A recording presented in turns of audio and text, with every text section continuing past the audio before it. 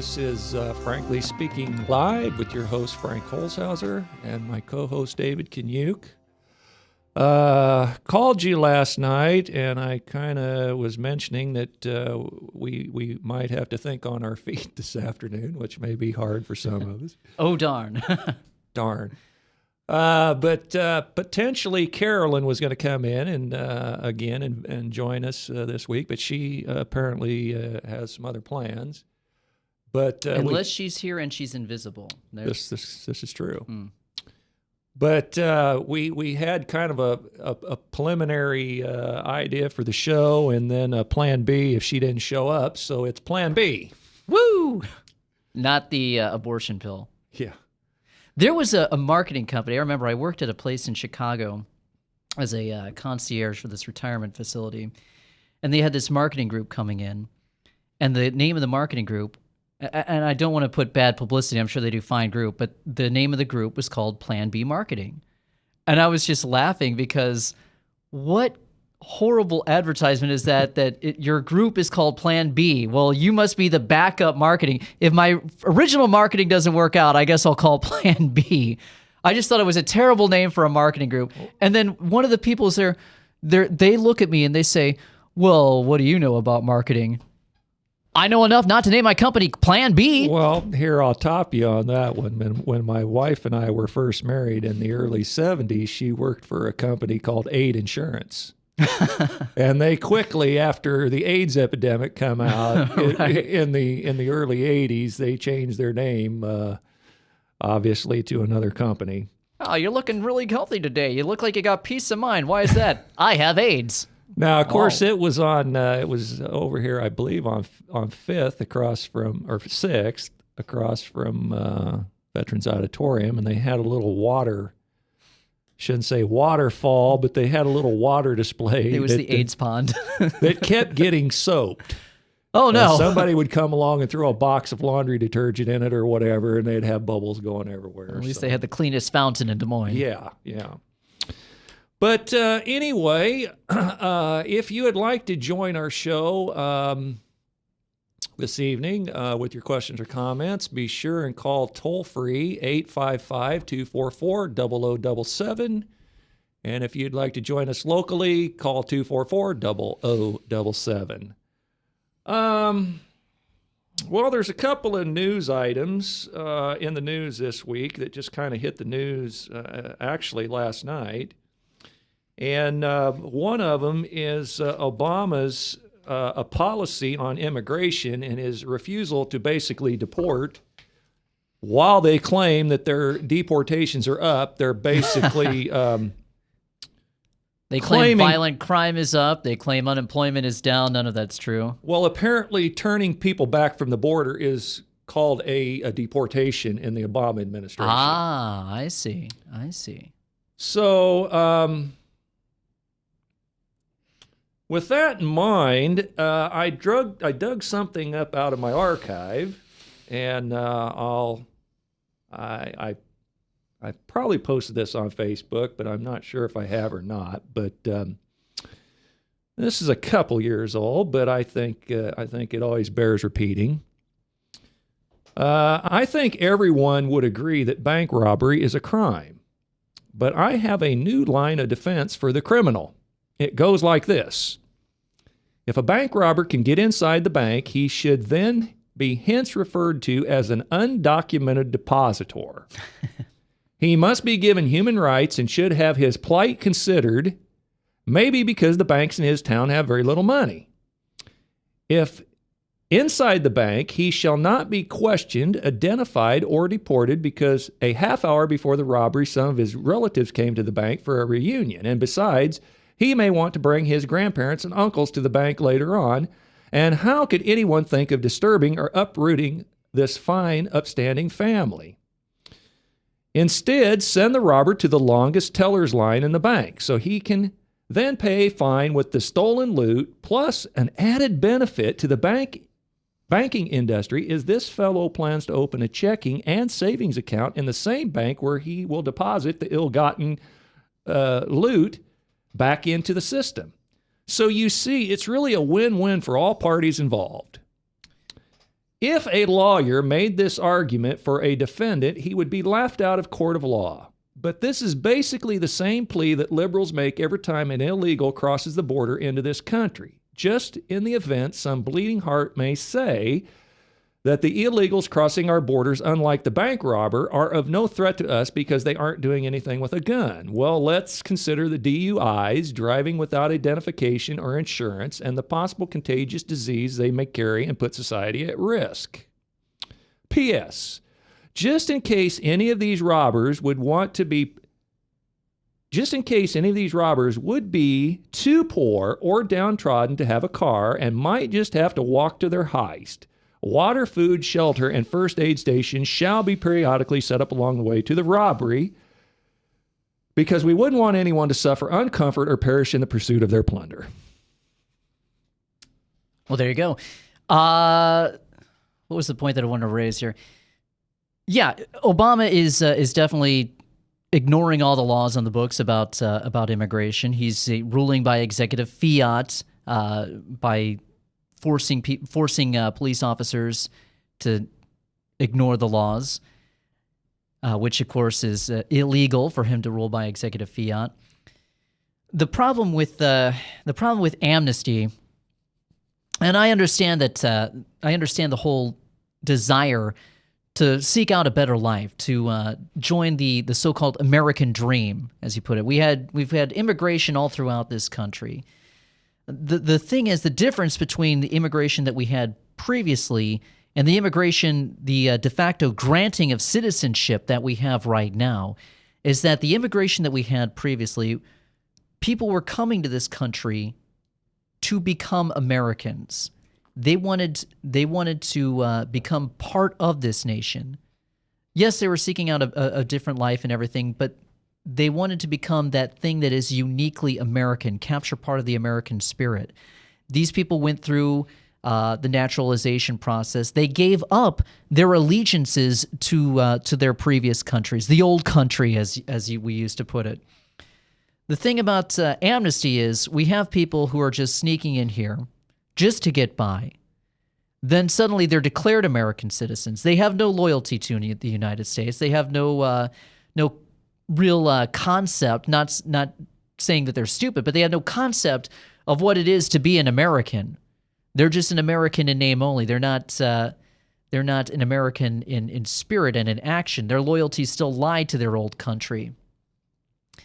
I've heard the liberal argument now where immigration, we're all supposed to be considered less of a melting pot and more of a fruit salad is what they call it. And the problem is that with a fruit salad, you can break a fruit salad down. So you got your watermelon, you got your grapes, you got your cantaloupe. If you pull those individual pieces out, you still got watermelon and grapes and cantaloupe and everything. Those are individual pieces on their own.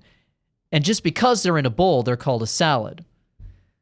The idea of the melting pot, which is what we had previously, is that you would take those individual pieces, you would melt them down, and a new item would be forged out of that melting pot. An American. Well, here's a couple of thoughts that I have on it and see what you think about it. There's only 90 million people in Mexico. Mm-hmm. How many of the 90 million should we let into the country? And we know from the experience of communist countries, they don't build fences to keep people out. Mm-hmm. They build fences to keep people in. So the fact, it tells me that this is Mexico's foreign policy, it's their fiscal policy, to deport their poor and downtrodden to the United States. Right, and then that drives down the middle class because then they start taking up the lower end jobs, and that starts driving down wages and starts eroding the middle class. So you have that huge effect on the economy. So if you think about this, 20 million people, 20 million illegals is actually going to turn into 40 million by the time they get all their friends and family and relatives in the country. Mm-hmm. So in essence, Mexico, who thinks that, that Texas, I suppose California is probably taken away from them illegally anyway. Like that's the first time that's ever happened in history, though. Well, if they could flood this country with enough illegals and those illegals multiply, pretty soon they own the country by default, don't have to fire a single shot. Right, and that's what Pat Buchanan has written about in a number of different books. I think the latest one was State of Emergency. That might have been back in 2010. He's done a number of different books about the immigration crisis that we have going on. So here's my idea, just a question. Do you think that we should annex Mexico and make it the 51st state of the United States? Would that be a better solution than the border situation? We could go in and police the drug cartel business, could police the flow of drugs, and there would be a heck of a lot smaller border to guard, between North America and South America. It would be a shorter border to guard than the 1,300-mile border we have to currently guard right now. No, that would not be the answer, because then you're just creating more of a burden. You've got this. You're pulling in 90 million people, most of whom are going to be low-income people. Pulling in, I believe Mexico City is the second or third largest city in the entire world. So that's going to be, part of our flag. That's just not the answer. We would have access to their whatever resources they have. Any intellectual resources or manpower resources or natural resources. We could flood money in to fix up the highways and the interstate systems. What money? We're broke already, well, though. I know, but we're being flooded and burdened with them now. The answer is enforcing the ideals of immigration that we had previously, enforcing the laws that we have on immigration. Stop with this ridiculous notion of anchor babies, which is absolutely idiotic. If somebody sneaks, the way the system works in this country now is if somebody sneaks over the border, 9 months pregnant, drops her kid in the U.S., that kid's a U.S. citizen. That's not what the Constitution says. The problem of it is the way I see it, neither side wants to solve the issue. The Democrats see 70% of the people coming across the border become Democratic voters eventually. The Republicans need the labor for big business. The Democrats want them for voters, and nobody seems to have any guts to actually solve the problem. There's plenty of labor for big business. There was just a story that was out by the Weekly Standard, I believe. I can pull that up during the break. 1 in 8 Americans from ages 23 to 54, I believe. I might have those ages a little bit off. But 1 in 8 of those Americans are without a job. They're looking for work. It's the highest that number has been since they started keeping records. Well, I've got another idea that I passed by another local talk show host not too long ago. And they tell us that the immigrants will do labor the American worker won't. Well, if this is true, let's have as a condition of unlimited not workman's comp, but unemployment benefits. How about we give unemployment benefits I won't say eternally, but let's extend the unemployment benefits. But part of that package is you got to go somewhere and pick the fruit so that the fruit's getting picked, that we don't have to have the illegal immigrants doing it, and you can have the money for picking the fruit, plus you can draw your unemployment too, till you find your job. Right, and I totally believe that the unemployment system needs to be reworked, because you have people who are, almost like welfare. They are exploiting that system. I mean, it's a nice social safety net, and I understand why we have it. It is a useful thing, and it's something we should probably have. Let me just read before we go to break. Teddy Roosevelt, quoted in 1907, he says, "In the first place, we should insist that if the immigrant who comes here in good faith becomes an American and assimilates himself to us, he shall be treated on exact equality with everyone else." He goes on to say that there can be no divided allegiance here. Any man who says he is an American, but something else also isn't an American at all. So that goes from Mexican Americans, African Americans, et cetera, et cetera, et cetera. Well, this has been Frankly Speaking Live with your host, Frank Holzhauser, and co-host David Kaniuk, and we will return shortly after the break. Get away from us, you mean old credit card. We don't have any more money. We're in trouble now. Save us! Help! Somebody save us! Somebody help! Help! Save us!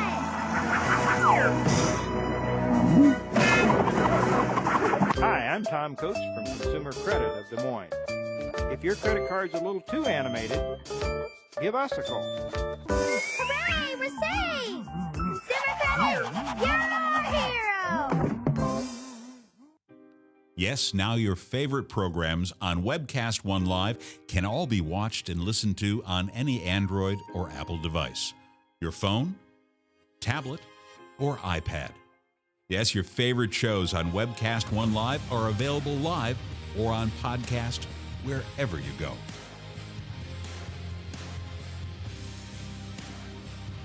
Let me introduce to you some of our great shows.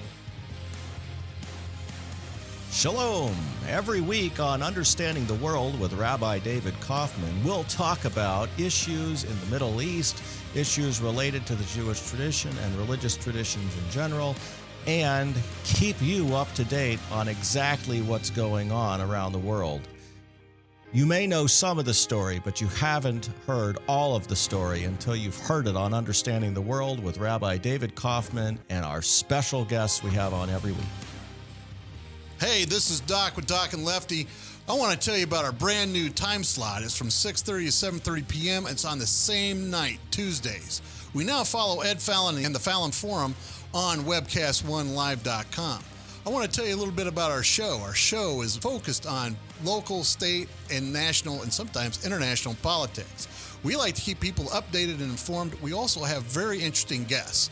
So please join us every Tuesday from 6:30 to 7:30 p.m. on webcast1live.com. So when you want to watch your favorite Webcast One program, remember, there's an app for that.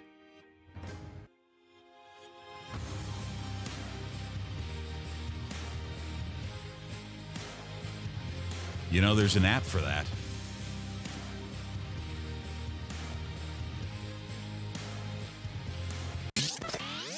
From the RE/MAX Real Estate Concept Studios, this is Webcast One Live.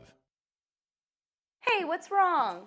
Logan wants Let's Rock Elmo for his birthday, but since Steve lost his job, I don't think we can afford it. What did you do for money last year when you and John were struggling to make ends meet? My secret? I went to Me and Mommy to Be. We sold all of Megan and Ryan's clothes and toys there. They give back the highest percentage on their items in the area, and it was so easy. Megan's clothes? She's 15. Yes, they can sign newborn through trendy teens. We're not struggling now, but I'm gonna keep saving and making money at Me and Mommy to Be.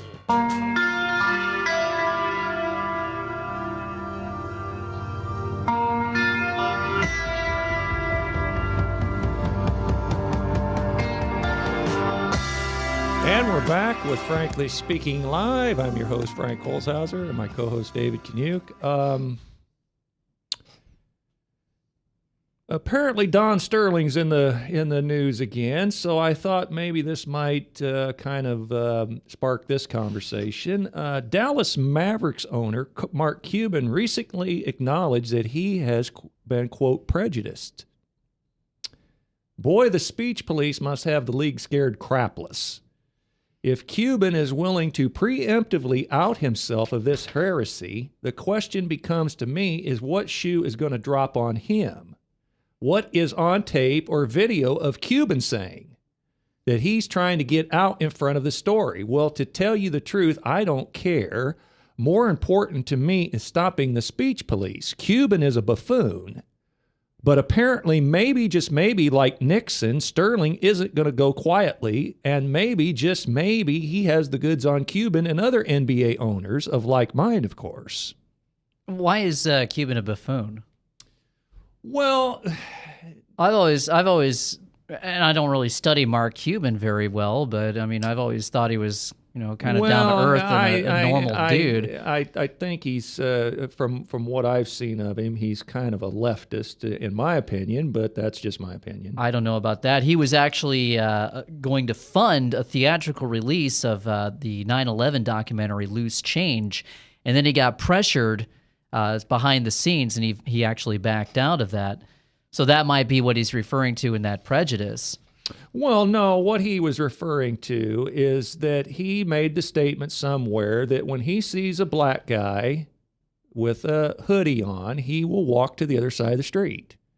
Much like Juan Williams made the mistake at NPR or on O'Reilly on Fox News of saying, and NPR got a hold of it, that he gets a little nervous when there's people on an airplane with Arab garb saying Allah Allah. Mm-hmm.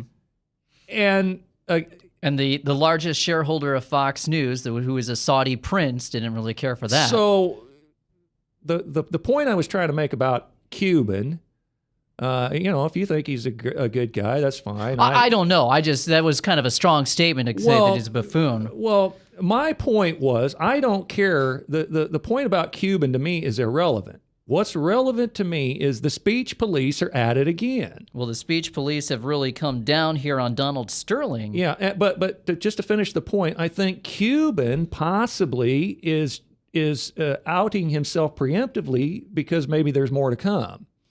And so I'm just wondering if Don Sterling potentially knows some things like President Nixon knew about the prior presidents that Sterling may not go quiet into the night.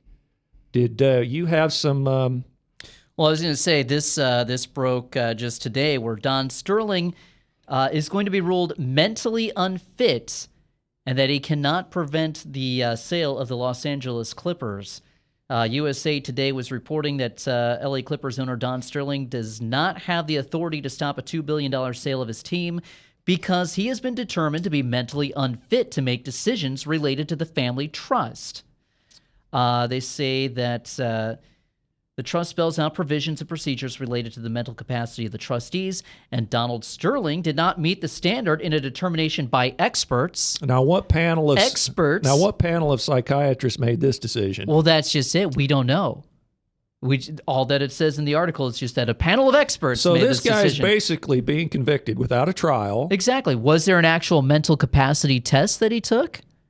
Was he even in the room when they declared him mentally unfit? Did they even meet with him? He's just being declared mentally unfit.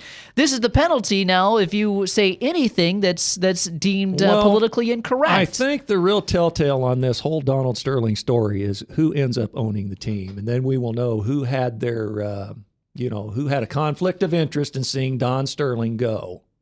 Well, it looks like it's going to be former Microsoft CEO Steve Ballmer is who they want to sell the team to. He wants to buy it for $2 billion after, and I don't know, here's my uber conspiratorial mind coming in here, because he's owned the team for 33 years, and if you do a lot of studying into the occult underbelly of society, 33 keeps popping up a lot with Freemasons, and a lot of major stories you'll see that, but that's beside the point. The real point is here, this guy is a beta test for what they want to do to anybody who has an unpopular opinion. And they're using race now as kind of the bait for that, but later on that's going to go to anybody who has an unpopular opinion about the government is going to be determined mentally unfit. Well, we've already seen the largest psychiatry meetings, where they get together to determine what the new psychological standard is. We've already had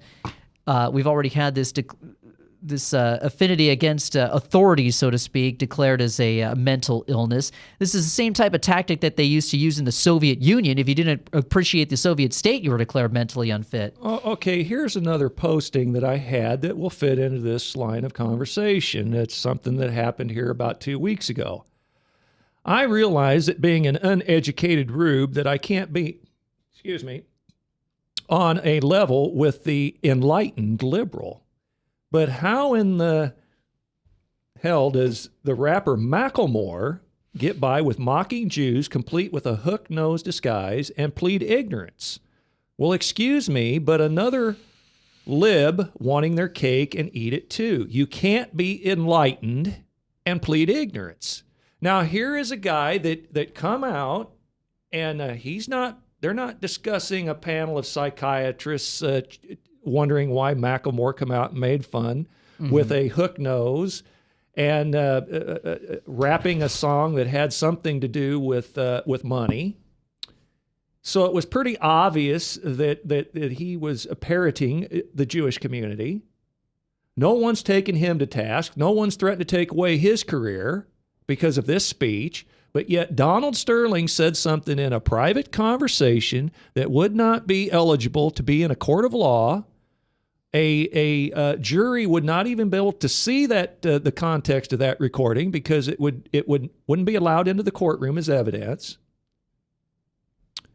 So it looks like it's going after your political enemies. Absolutely. What the whole Don Sterling thing is, this is a very well orchestrated beta test to see if they can get away, if they can use unpopular opinion as a reason to seize somebody's assets. That's what this is all about. And that's just the first step. You're going to see a second test. If they get away with this, you'll see it progress to a second step where they're going to try and jail somebody for their speech. Well, yes, eventually, they will have to imprison Christians for their... Exactly. For trying to preach the gospel. So we know that eventually this is going to come to pass, but it's funny how it's going to start in the political arena and then it will quickly move to the faith-oriented Well, arena. I don't know. Again, that's why, and you'd have to do your own studying on Freemasonry and things like that, but that's why the whole 33 years thing kind of threw me off. But like I said, that's neither here nor there. But it's an absolute fact. That's what this is all about, is beta testing whether or not they can seize somebody's assets based off of an unpopular opinion. Yeah. Well, now the second story that kind of made the news this week that I caught last night was apparently Obama and Hillary are getting together to get their story straight of what went on in Benghazi, because potentially, if she runs for president in 2016, she has her battery of defenders out there who are going to. I mean, first of all, there was 7 Republicans appointed to the committee that is going, and is it Gowdy? Gowdy is going to chair the panel. Trey Gowdy. But the Democrats were refusing to participate because they wasn't going to get an equal number 6 of 6. Mm-hmm. Well, none of the committees work that way. But besides that, the Democrats finally did agree to participate in on the panel, but they're only doing so to keep the record straight and defend Hillary. That's basically their announced goal. They're not out to find any real facts. They're out to defend Hillary. So Obama and Hillary has apparently got together to get their story together, and of course she has her own personal defenders who their stated mission is to protect her image and not let anything that comes out in this committee hearings to besmirch her credible record. Her incredible record of doing... What the heck did she do? Well, what did she do? Yeah, nobody can seem to figure that out. No, I think you're partially right. Part of this is about defending Hillary's reputation if it does get down to an election. I still say that it's not going to in 2016. Everything that Obama is setting up is being set up for that guy to stick around, but we've been over that before. So yeah, you're right. It's about setting things up to defend Hillary's reputation. And then on the Republican side, it's also about giving left cover, or I should say right cover, and on both sides are working to make sure that it's not exposed that this was not an embassy over in Libya. This was a CIA station which was running weapons to Al-Qaeda in Libya, and then eventually over to Al-Qaeda in Syria, who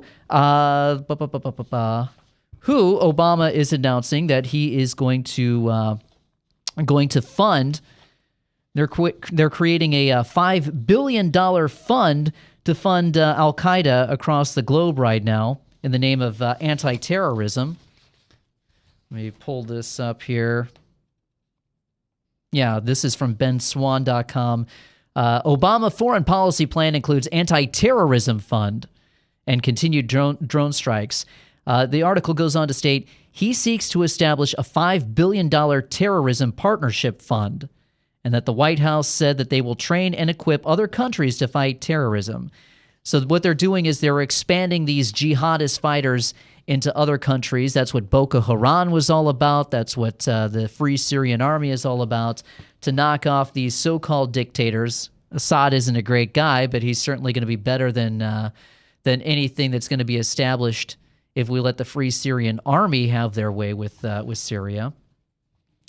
Another story that was out this week was saying that the U.S. would train rebels to counter the CIA's al-Qaeda terrorists in Syria. Syrian Revolutionary Front admitted his moderate fighters conduct, this was Jamal Maroof, Jamal Maroof, leader of the Syrian Revolutionary Front, admitted that his moderate fighters conduct joint operations with Jabhat al-Nusra, the al-Qaeda proxy in Syria. Maroof told The Independent that he was instructed by his U.S., Saudi, and Qatari benefactors to work with al-Nusra terrorists who slaughter civilians and summarily execute Syrian soldiers. And I'll go ahead and add in burn down Christian churches and even crucify Christians over in Syria. So that's a long story about what Benghazi was all about and why you're not going to see the truth come out of these meetings. Yeah, I agree with that. It's all a dog and pony show, even from the Republicans. I mean, you're telling me that John Boehner is actually going to let anything of substance come out of these meetings? We're coming upon our top of the hour break, and this has been Frankly Speaking Live with your host, Frank Holzhauser, and co-host David Kaniuk. When we return, we're going to talk about Edward Snowden and NSA spying. And I'm going to squeeze in a little story here about atheists needing a chaplain. I don't think I've mentioned that on this show so far, but when we return from the break, we will get into Edward Snowden.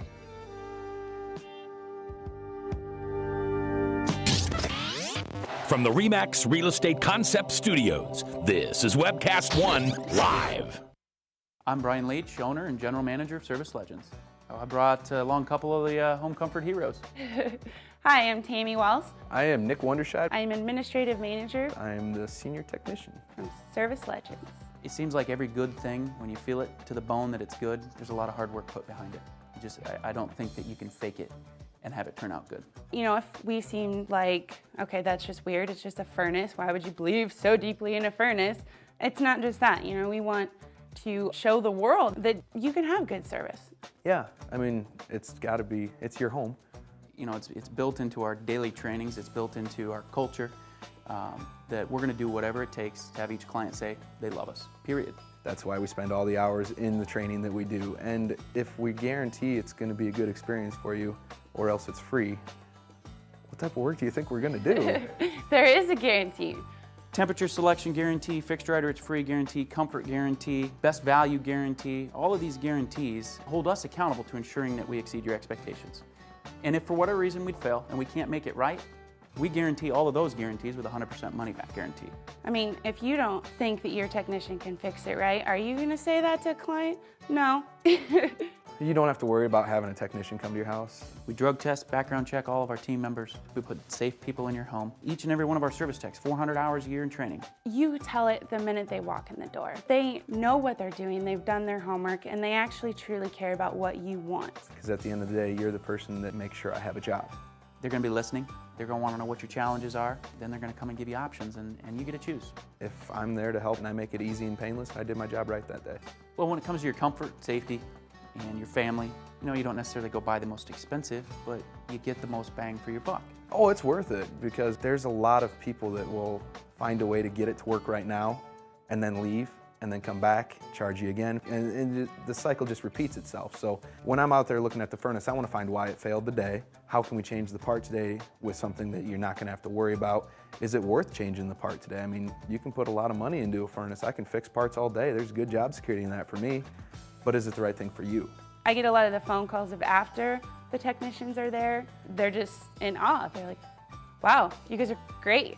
I mean, I don't even know what to say. You guys are great. Everything you did was perfect. It was great. Keep going though, I like this. Just give us a try. I'm gonna take all the risk. I've got the time to make this right. I've got the support to make it right. Just check us out. And if you don't see the value in what we do, I mean, fixed right or it's free or 100% money back. Enough said.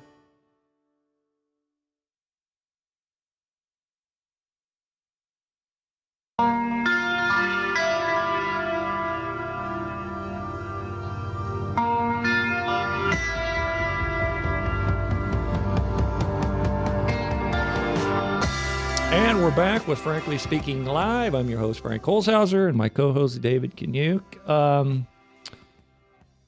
couple of weeks ago, they had a thing in the news that atheists in the military are in need of a chaplain. And I go, what? Now, let me get this straight. Why in the world do you need a chaplain? You got all the answers, unlike us uneducated Rube Christians who use faith as an excuse to suspend critical thinking. You brainiacs don't need any guidance. You're going to live and die, and there isn't any afterlife, so live it up, fool, and don't look back or apologize for nothing. If there is no God, then you ain't got nothing to worry about. But if there is, all the counsel in the world won't save your sorry butt. So make your bed and lay in it. You don't need a chaplain to tell you that. I just told you for free. I wonder what the atheist church services would be like. I mean, is it just sitting around and watching Cosmos all day? Yeah. Well, Big Bang. I know a particular atheist, I think, that mentioned to me one time that they attended kind of like, I don't want to say a Unitarian church or something. It's something. That figures. It's something where they get together and they just discuss religious views openly that everyone has, just kind of as a learning thing to, maybe I'll learn this point from you, you learn this point from me. It's just a kind of an open forum or exchange of ideas. Mm-hmm. That no one's coming with any necessary hard convictions that Christ died for your sins and that he's your savior. Nothing too radical like that. But of course, if you do come to exchange that idea, well, then you're out. Yeah. Sorry. Yeah. Yeah, that won't be heard. Well, obviously, the other big news item that happened this week, and I called you on the phone last night kind of discussing some of the things we might talk about, and I was mentioning to you that on C-SPAN, this week, they had a debate, and it was on one side, Alan Dershowitz and Michael Hayden defending the use of the NSA. And on the other side was Glenn Greenwald, who is the writer and I guess a columnist, who is helping Edward Snowden, who is now in Russia, get some of Snowden's ideas and thoughts into the media. The other person who was teamed up with Glenn Greenwald, I want to say his name was Alexei Johnson. I'm not sure, but never had heard of him before. He was a self-described political nerd, computer nerd. But basically, they had a survey of the people who come in, which side of the aisle they were on the NSA spying, and then I guess they had a vote after the debate to see how many people had changed their opinion or changed their view of when they first entered into before they heard the debate. And obviously, one of my thoughts on Greenwald, whether you think that Edward Snowden is a hero or a patriot or a scoundrel and a rascal, I guess, in my opinion, in some ways, I kind of think both.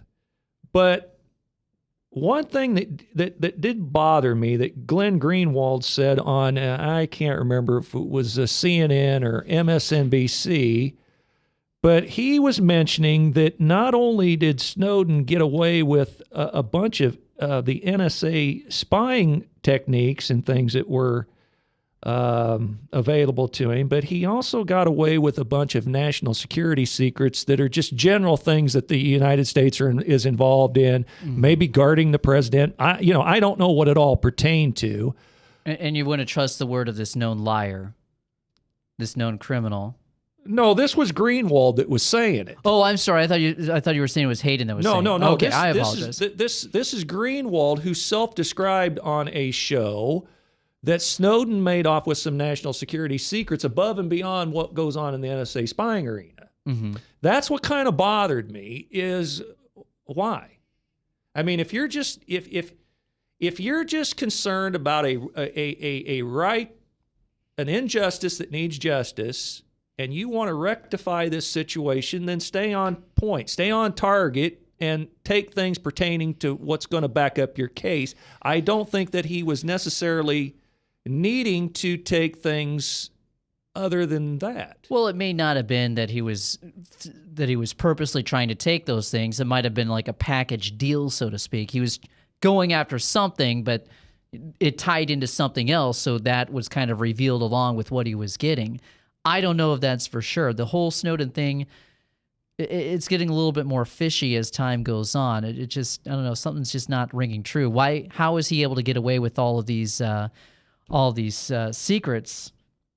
Steve Pieczenik was on the Alex Jones show earlier in the week. For those of you who don't know, Steve Pieczenik was a State Department advisor, also an author.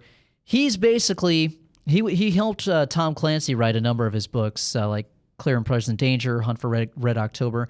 Steve Pieczenik is the guy that the character Jack Ryan was based off of. Are you talking about the 24-hour guy? The 24-hour guy. Well, explain to me Jack Jack Ryan. Ryan. The hero of the Tom Clancy books and films, Clear and Present Danger, Hunt for Red October. That stuff. Anyway, Steve Pieczenik, he's high up muckety-muck, but he was on Snowden, and he thinks that Snowden is a national security, is a state asset, basically.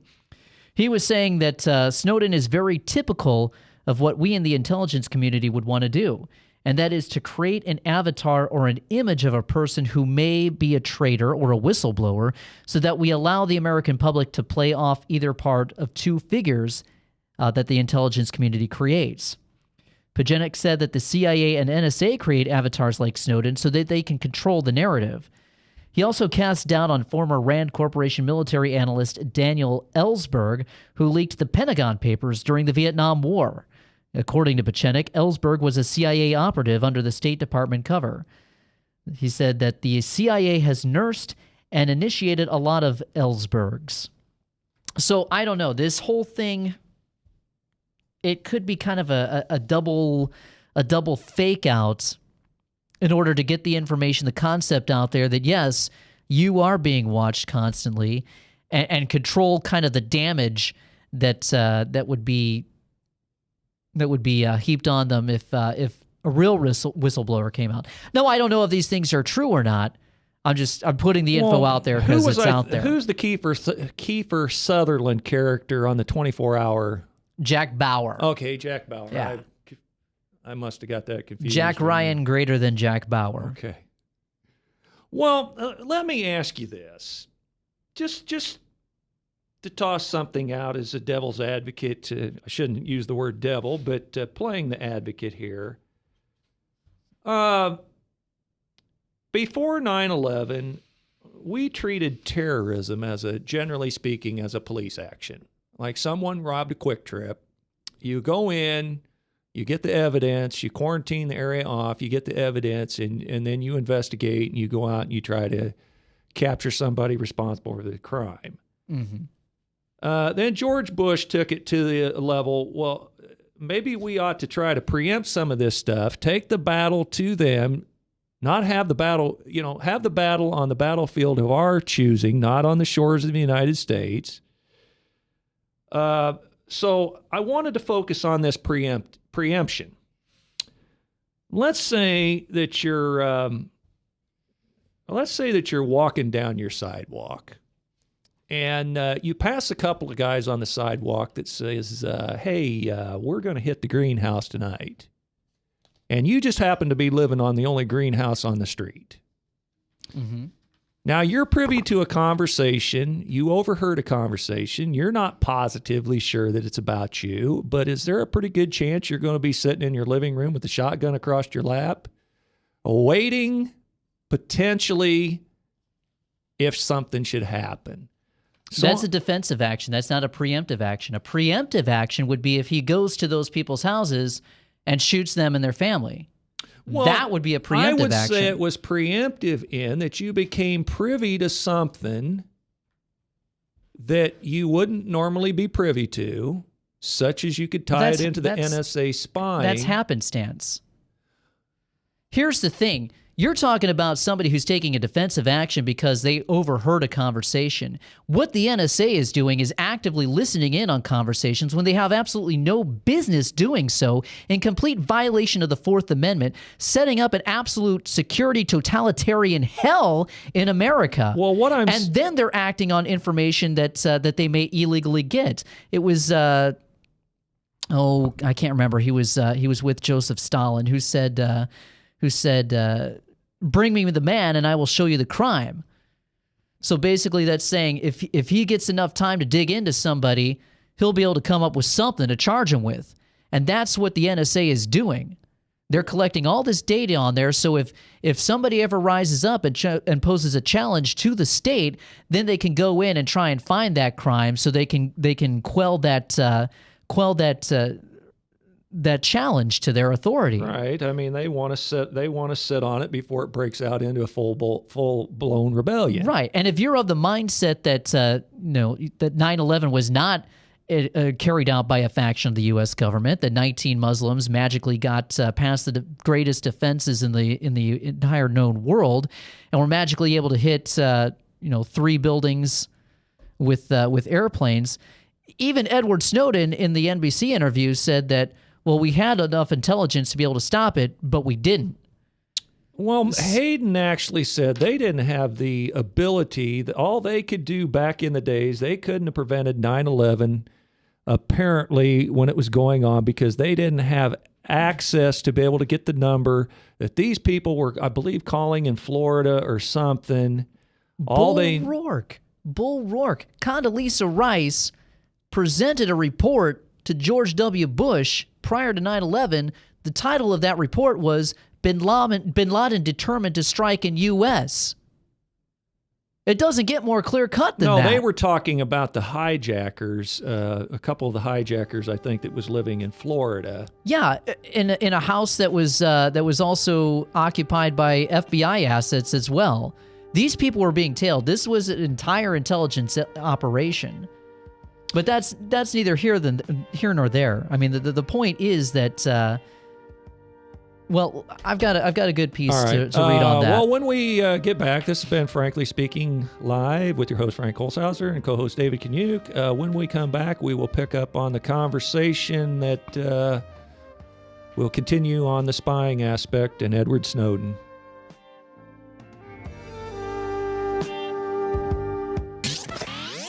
From the RE/MAX Real Estate Concept Studios, this is Webcast One Live.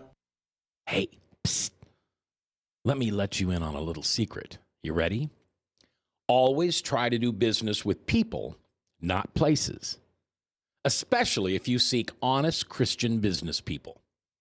And when it comes to my car, I really need to trust who's working on it. Now, my family is so blessed. A few years ago, we found a family-owned automobile repair shop that operates as a Christian business also. Open, honest, reliable, trustworthy. It's AMCO on Hickman Road in front of Kmart, and it's a family-owned Christian operating business. This family treats your car as if it was their car. Everything from oil changes to transmission repair and everything in between. So the next time you feel the need to be at peace with your choice of who you can trust with your car, give AMCO on Hickman a chance to serve you. And tell them Max sent you. All across America, there are countless numbers of people struggling with addiction and other life-controlling issues. Probably someone you know and love. There is a way out. There is hope. Transformations Treatment Center in Delray Beach, Florida, has a unique approach to substance abuse treatment. Call now and ask about our Guaranteed Success program or log on to transformationstreatment.com. Transformations. Change your life. Change your relationships. Transform your world.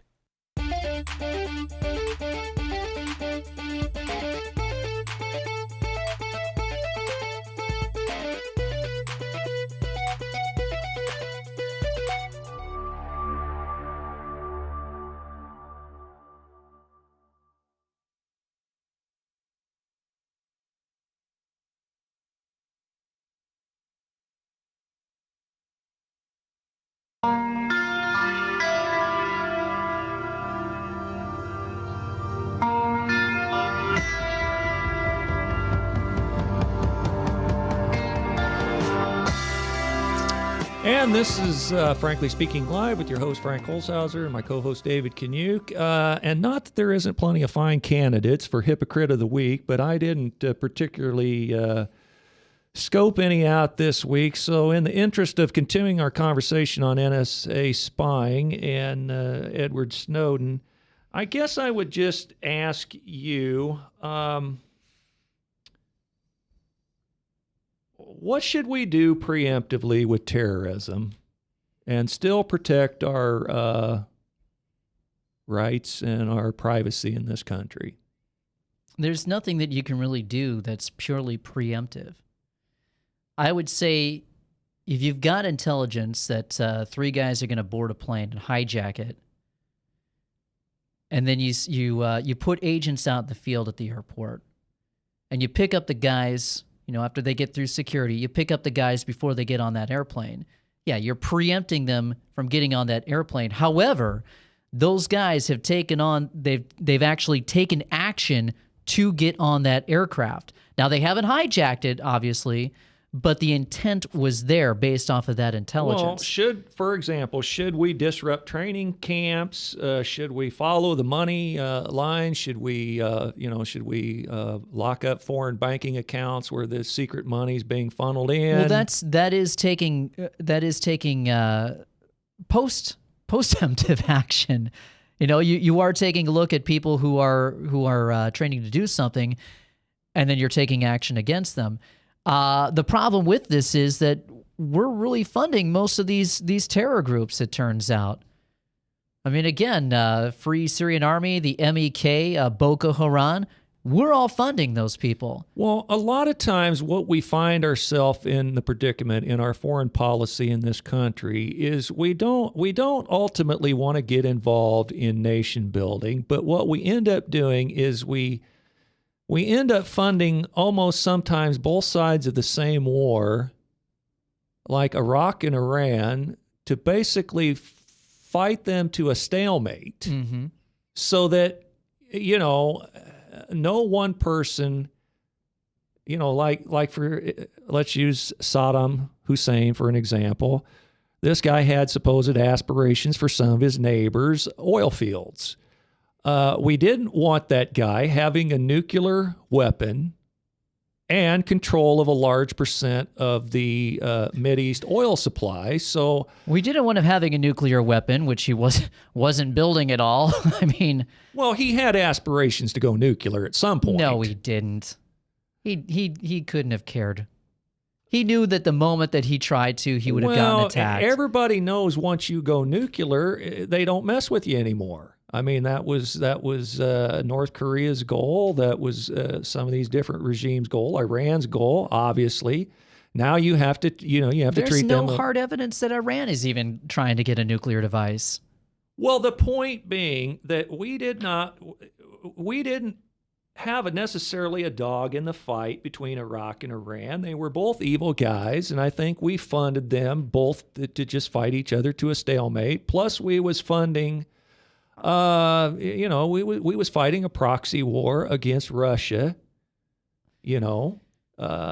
Russia was funding in weapons and things, and we were fighting proxy wars with the Shah of Iran back in the 70s. Right. We had installed our own puppet government in Iran, and then the Islamic Revolution occurred, and then we funded Saddam Hussein as a way to get revenge against the overthrow of that puppet government.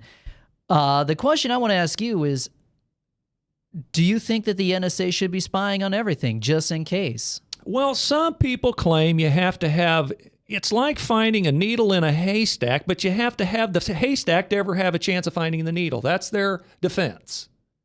Now, I don't appreciate it. I have a half-brother who's been on the Des Moines Most Wanted several times. He's quite familiar looking to me. Similar looking to me. There's been a lot of times when I've walked in Prairie Meadows Casino and I've been followed around by, security. When this half-brother of mine was on the Des Moines Most Wanted list, because I think they thought that I was him. And I was waiting to get thrown down on the floor and put in handcuffs, and I was just chomping at the bit to have a lawsuit against Prairie Meadows for false arrest. But the point being is every time you walk in anything, you walk in a Quick Trip, you've had your picture taken. Now, they found many supposed child kidnappers and things where ultimately they have to stop in a Quick Trip for a bathroom break, gasoline, refreshments. Yeah, but they've already committed a crime and they're wanted for a crime. The kidnappers, rapists, et cetera, and then they're wanted for that crime. So when they do get picked up on that video surveillance, then you can take that action. What I'm talking about is, should they be listening in on people who are not suspected of a crime and just waiting there like a spider waiting in his trap in case you ever do run afoul? I'm a little bit like I was trying to describe Dershowitz to you. I find myself strange bedfellows with Alan Dershowitz because I don't agree with him much. But I guess I come down on it that you have to have some ability to walk and chew gum at the same time. You have to look out for the security of the United States, plus have our guaranteed privacy, free speech rights. Well, you're giving that up by letting the NSA spy on you. You have no free speech rights if you let the NSA spy on you.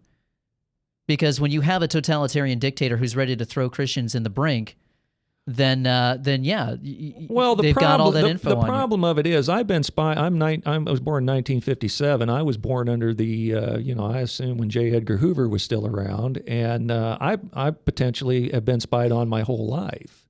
So nothing's new except the techniques and the ability to take it to another level. That doesn't make it right, though. But here's the problem. I wanted to mention one thing before our time runs out. A lot of young people voted Barack Obama into office because he promised this hope and change. But the one unpardonable sin that Barack Obama done to the young people voters was George Bush was spying on his citizens. Bill Clinton was spying on his citizens. But Barack Obama has put this spying program on steroids. And all these young people that voted for Obama is now finding out that the free school that they were promised is not free. The school loans, that they have to pay back. There's no jobs to get a job to pay the school loans back. And the worst of all worst crimes that Obama could have committed to the young person was spying on their cell phones. They just don't like that. Anybody who has grown up under the age of 30 has grown up in the high-tech communication age, and those young people just take exception to the fact that anybody would go snooping around and tromping in their... As they should. Well, I was always taught as a young man, if you don't want something to be known, don't write it and don't put it in paper. Now, there's a lot of things... Okay, so when Christianity is outlawed, I guess don't spread the gospel then. No, but what I'm saying don't go to church then. When I get because on, it's illegal. The government says it's illegal now, so you can't express that thought. When I get on Facebook, I've got a buyer beware. I've got to know that anything I put on this Facebook is ultimately open for public domain. Mm-hmm. I really can't have no expectation of privacy, so I don't expect any. Yeah, you're willingly putting that out in the public domain.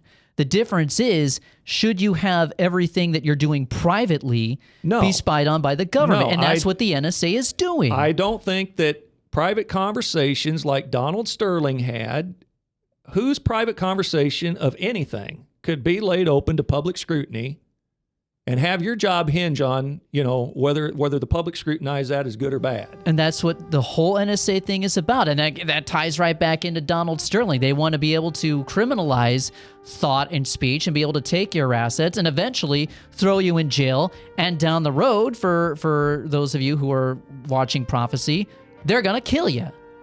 And that's what this is all about. You got to stop the police state now.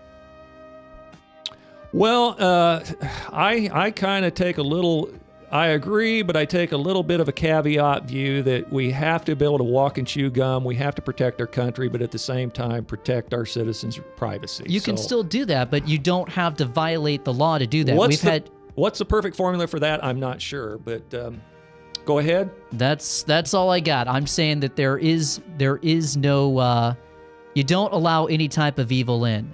And this NSA thing is absolute evil. And that's all I got to say about that. All right. Go Blackhawks tonight. Well, this has been Frankly Speaking Live with your host, Frank Holzhauser, and co-host David Kanyuk, and we're likely to end up in this conversation at some point next week.